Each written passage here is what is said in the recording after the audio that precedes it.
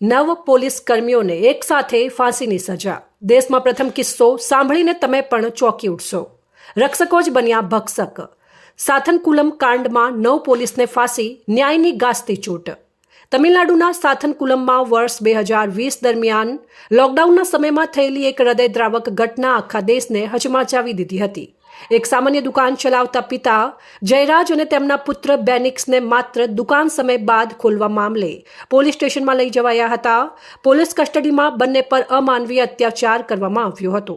સાક્ષીઓ મુજબ બંનેને કલાકો સુધી લાઠીઓથી માર મારવામાં આવ્યો, ટોર્ચર કરવામાં આવ્યું અને માનવતા શરમાવે તેવું વર્તન થયું। ગંભીર ઇજાઓને કારણે પહેલા પુત્ર બેનિક્સનું મોત થયું, ત્યારબાદ પિતા જયરાજે પણ જીવ ગુમાવ્યો। આ ઘટનાએ સમગ્ર દેશમાં આક્રોશ ફેલાવ્યો અને કસ્ટોડિયલ ડેથ મુદ્દે ભારે ચર્ચા જગાવી। કેસની ગંભીરતા જોતા તપાસ સીબીઆઈને સોંપવામાં આવી। તપાસમાં બહાર આવ્યું કે પોલીસ કર્મીઓએ સત્તાનો દુરુપયોગ કરી ક્રૂરતાની તમામ હદો પાર કરી દીધી હતી। આજે અદાલતે ઐતિહાસિક ચુકાદો આપ્યો છે। કોર્ટે આ કેસને રસેસ્ટ ઓફ રેર ગણાવીને 9 પોલીસ કર્મીઓને ફાંસીની સજા ફટકારી છે। અદાલતના નિર્ણયમાં સ્પષ્ટ જણાવ્યું છે કે જે લોકો કાયદાની રક્ષા માટે છે તેઓ જ જો કાયદાનો ભંગ કરે તો તેમને કડકમાં કડક સજા આપવી જરૂરી છે। આ ચુકાદો માત્ર બે નિર્દોષ જીવ માટે ન્યાય નથી, પણ સમગ્ર દેશ માટે એક મજબૂત સંદેશ છે કે ખાકીનો દુરુપયોગ સહન નહીં કરવામાં આવે।